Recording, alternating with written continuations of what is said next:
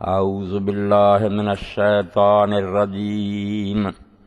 بسم اللہ الرحمن الرحیم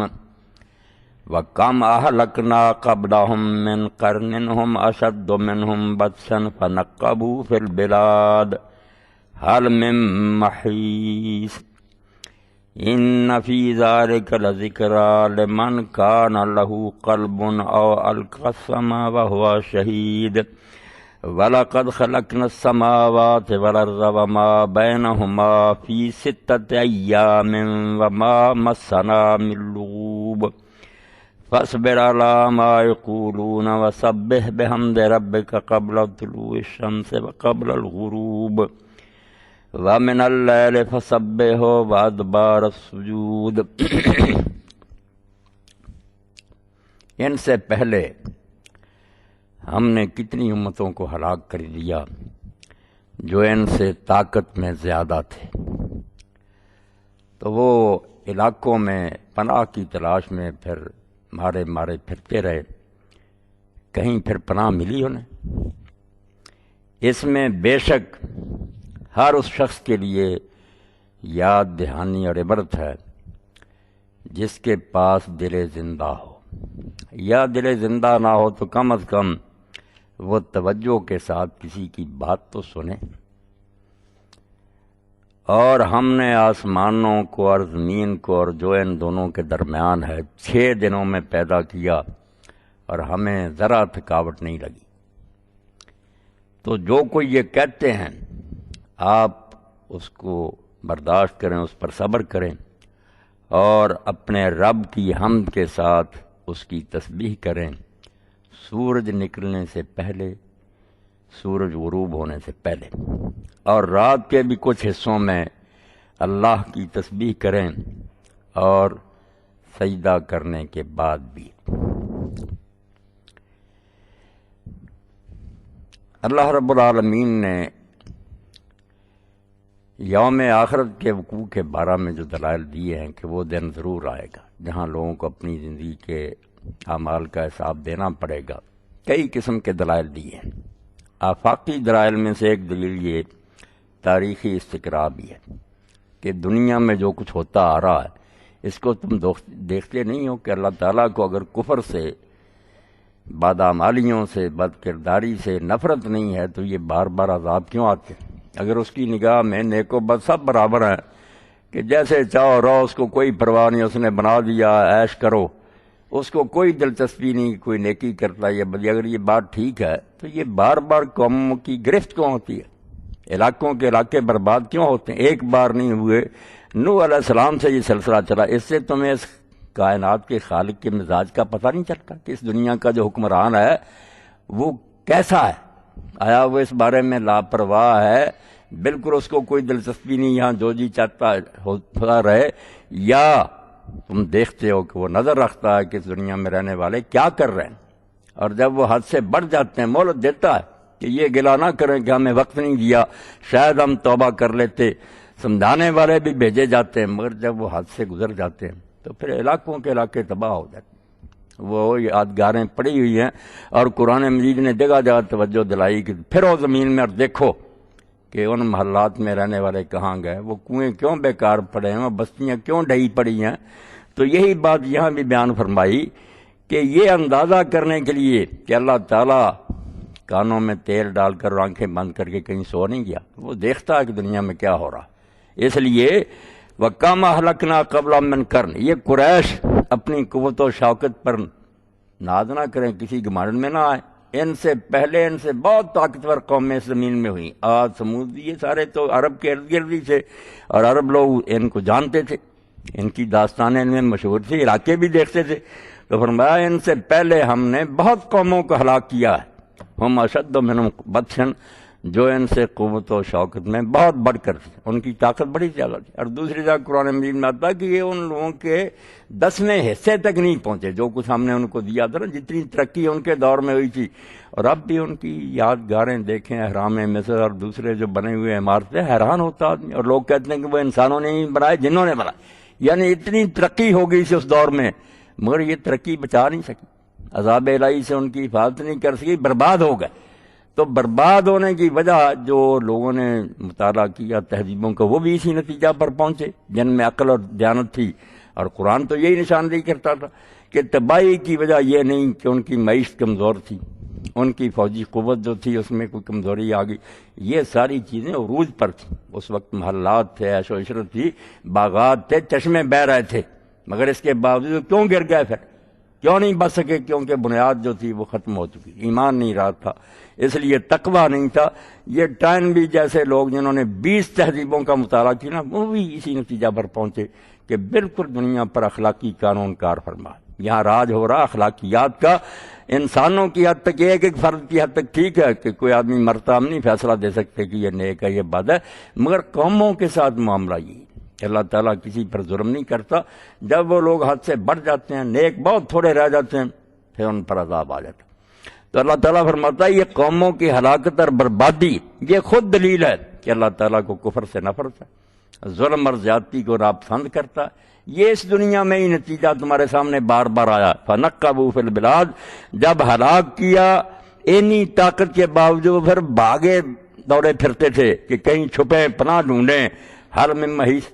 بچاؤ کی کوئی جگہ ملی، پھر کہیں پناہ نہیں ملی، برباد کر کے رکھ دیے۔ اور دوسرا ترجمہ لوگوں نے فَنَقَّبُوا فِي الْبِلَادِ کا یہ بھی کیا کہ وہ علاقوں میں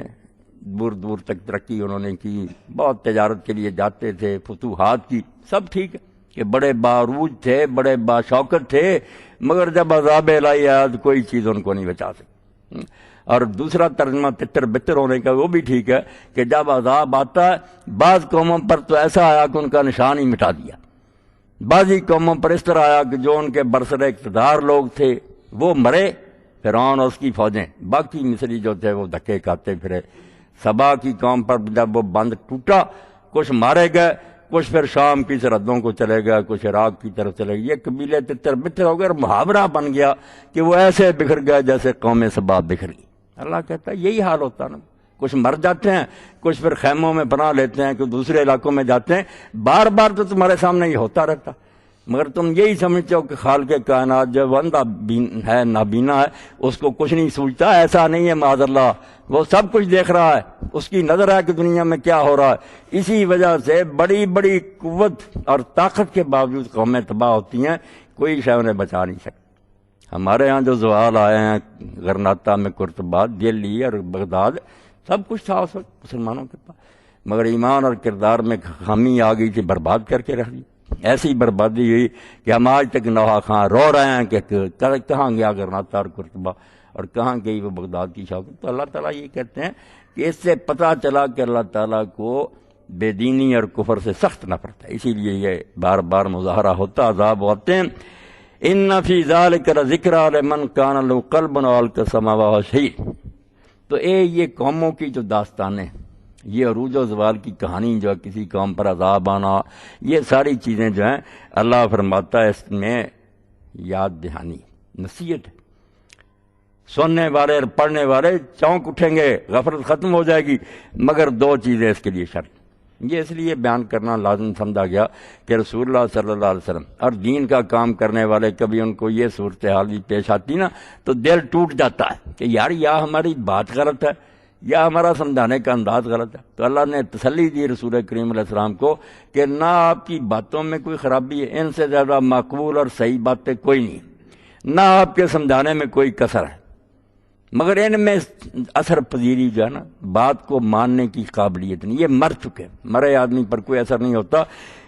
نصیحت ان کے لیے لمن کان لہ قلب، جس کے پاس دل ہوگا۔ اب یہ دل تو سب کے پاس، کافروں کے پاس ہم سے بڑا پمپنگ کر رہا، وہ ہٹے کٹے، مگر قرآن اس کو قلب نہیں مانتا، اس کو نہیں دل مانتا، بلکہ قرآن مجید میں جگہ جگہ کہا گیا کہ یہ چلتے پھرتے مردے ہیں، آپ ان کو زندہ نہ سمجھیں، یہ مرے ہوئے ہیں، ہٹے کٹے ہونے کے باوجود ان کے جسموں میں دل نہیں ہے، بالکل مرے۔ دل اللہ تعالیٰ صرف اس کو مانتا ہے جو نصیحت پکڑنے والا، جو عبرت پذیر ہو، کہ دیکھے دوسرے کا حال بجائے اس کے کہ انتظار کرے کہ جب میرے تھپڑ لگے گا پھر سمجھوں گا، نہیں، السعید من وعظ بغیر، دوسرے کو دیکھ کر کانوں پر ہاتھ رکھا کہ اس کے ساتھ یار یہ ہوا، میں بھی ایسا کروں گا تو میرے ساتھ بھی ایسا ہی ہوگا، یہ ہے عبرت۔ اس کو دیکھ کر آگے کچھ نتیجہ اخذ کر رہے جن کے پاس یہ ہوتا ہے وہ ہے دل زندہ یا دل بیدار، اس کو دل کہیں گے، ورنہ کوئی دل نہیں، جانوروں سے بدتر بلکہ مرا ہوا۔ اللہ پاک ان کو مردہ ہی کہتا ہے، ومن کان میتن، کہ یہ مرے ہوتے ہیں، ایمان جب آتا اس وقت فاحیانا، زندہ ہوتے، ایمان والا آدمی زندہ ہے، دوسرے مرے ہوئے۔ تو اسی کو اللہ کے نیک بندے نے اس طرح کہا نا،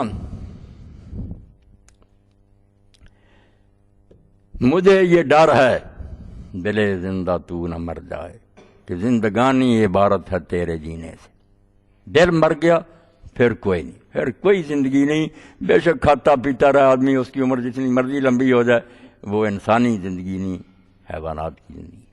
انسان کی دل بیدار پیدا کر کہ دل خوابیدہ ہے جب تک، نہ تیری ضرب ہے کاری نہ میری ضرب ہے، جب دل سویا ہوتا کچھ نہیں۔ دل بیدار فاروقی، دل بیدار کراری۔ فاروق اعظم کیا تھے، حضرت علی کیا تھے، دل زندہ ہو، بس ان کے دل جو تھے ہر چیز سے نصیحت حاصل کرتے تھے کہ جانوروں کی طرح صرف کھانے پینے اور اولاد جاننے کے لیے نہیں ہم آئے، ہماری زندگیوں کا مقصد کچھ اور ہے، ہم جہاں ہے تیرے لیے تو نہیں، جہاں کے لیے، زمین و آسمان ہماری خدمت کے لیے اللہ نے بنایا، ہم اللہ کے لیے بنے۔ تو ایسے لوگ جو اللہ فرماتا جن کے اندر دل ہوتا ہے، یا تو وہ نصیحت پکڑتے ہیں، اور دوسری بات فرمائی کہ کم از کم یہ تو ہونا چاہیے کہ اگر آدمی کے پاس اتنی لیاقت نہیں، اس میں اتنی نہیں قابلیت کہ وہ خود سمجھ سکے، اول قسم وہو شہید، تو پھر وہ توجہ کے ساتھ، غور و فکر کے ساتھ دوسرے کی بات پر کان تو لگائے۔ یہ ہدایت حاصل کرنے کا دوسرا طریقہ، ایک تو خود اتنا بڑا سمجھدار اور دانشمند ہو کہ خود ہی سمجھ سکے، اگر یہ نہیں تو کم از کم کسی شریف آدمی کی بات سنیں، توجہ، پھر اس سے بھی انشاءاللہ ہدایت کے دروازے کھل جاتے ہیں۔ جو نہ خود سوچنے سمجھنے کے قابل ہوں، نہ کسی کی بات ہی سنیں، کانوں میں کہیں کہ نہیں ہم نے ڈانٹ لگا لی ہے، ایسے لوگ ہی قیامت کے دن پھر دوزخ میں چیخیں گے نا، لو کننا نسمع اور ناقل ما کننا فی اصحاب السعیر، اگر ہم سنا کرتے اور سوچا کرتے تو دوزخ والوں میں کیوں ہوتے؟ یعنی دوزخ میں جانے کا سبب ہی یہ بنا کہ اللہ نے جو سوچنے سمجھنے کی صلاحیت جی استعمال ہی نہیں کیا۔ اب آپ دیکھ رہے ہیں کہ زمین آسمان کی پیمائش کر رہے ہیں، چاند ستاروں کو یہ فتح کر رہے ہیں، اپنے بارے میں سوچتے ہی نہیں کہ کس نے پیدا کیا، کیوں پیدا کیا، مرنے کے بعد کدھر جائیں گے، اس تلاش میں لگے ہوئے ہیں کہ سمندر کے ساحل پر جو گیلی مٹی تھی اس میں پہلا جرثومہ کیسے پیدا، بیالوجی، کسی نے وہ بنتا نہیں دیکھا، نہ ان کا علم ساتھ دیتا۔ جب تم کہتے ہو کہ بے جان چیز سے جاندار نہیں پیدا ہو سکتا، یہ کہاں سے آگے، بے جان مٹی۔ اب ہاں اللہ ماننا پڑتا کہ کوئی زندہ تھا جس نے زندگی، وہ نہیں ماننا چاہتے، کہتے ہاں یہ ایک کام بغیر کسی سبب کے ہو گیا، غلط ہے تو بات ہے سائنس کے خلاف کہ بے جان سے جان، مگر وہ مان لیتے ہیں پہلا ہو گیا تھا، بعد میں اس سے پھر نہ ارتقا کے، یعنی دھاندلی کرنا چاہتے ہیں، ماننا نہیں چاہتے کہ حی قیوم خدا تھا زندہ، حیات کا سرچشمہ، اس نے زندگی دی ہے، نہیں، یہاں پھر بے جان مٹی سے کہتے ہیں، کوئی سمجھ نہیں آتی کدھر، مگر بازار ایک کیڑا پیدا ہو گیا، خواہ بخواہ کی بحث۔ تو شریف آدمی کہتے ہیں یار کس چکر میں تم پڑے ہو، کسی طرح اللہ نے بنا دیا۔ جو اصل انسان کو سوچنا چاہیے تھا وہ تو یہ تھا کہ اب ہمارا کیا بنے گا، خیرت مندوں سے کیا پوچھوں کہ میری ابتدا کیا ہے، کہ میں اس فکر میں رہتا ہوں میری انتہا کیا۔ دانا آدمی کو تو یہ سوچنا چاہیے تھا کہ بن گیا جیسے ہی بن گیا، اب یہ پتا کر کے کیوں بنا، جائے گا کدھر، میرے ساتھ کیا معاملہ ہوگا، یہ اصل علم تھا جس سے یہ لوگ ظاہر رہ گئے۔ اس لیے اللہ تعالیٰ ان کو علم والے نہیں مانتا۔ اب لوگ سوال کرتے ہیں کہ دین میں جو اتنی تعریف ہے علم کی، اس میں یہ آتی ہے ریاضی اور یہ سارے نجوم اور جو نہیں، یہ علوم نہیں ہے، یہ آپ ٹھیک ہے زندگی گزارنے کے لیے سیکھیں، سہولت حاصل کریں۔ اللہ نے جس کو اعلی علم کہا نا کہ نبی تیرے پاس علم آ گیا اس لیے اب تو کسی کی بات نہ سن، وہ ہر علم کی بات نہیں کہ ہم جغرافیہ پڑھتے پھریں اور دوسری چیزیں، یہ بھی ٹھیک ہے، بہت اچھی باتیں ہیں، مگر اگر صحیح نیت سے۔ اصل میں علم جس کو اللہ کہتا ہے وہی آسمان سے اترا، جس کو عیسیٰ علیہ السلام کہتے ہیں نا کہ آدمی صرف روٹی سے نہیں جیتا بلکہ اس کلمہ سے جیتا جو آسمان سے اترتا، جو کلام آسمان سے اترتا نا، جو اس کو کھا جاتے ہیں، اپنے اندر ہضم کر لیتے ہیں، وہ صحیح معنوں میں زندہ۔ باقی جو مرے ہوتے ہیں تو اللہ پاک فرماتے ہیں کہ نصیحت ہے، دفتر ہیں لوگوں کی آنکھوں کے سامنے، پھیلی ہوئی زمین میں نشانیاں کہ تباہ ہو گئے لوگ جو اللہ کے دین کے منکر تھے۔ مگر اس سے نصیحت تو وہ پکڑے گا جس کے پاس دل ہوگا سوچنے سمجھنے والا، یا کم از کم وہ کسی کی بات ہی توجہ کے ساتھ سنے گا۔ اور دوسری بات پھر بیان فرمائی کہ اب کوئی یہ کہے کہ ٹھیک ہے یہ سمجھ تو آتا کہ اللہ تعالیٰ کو نفرت ہے برائیوں سے، اسی لیے وہ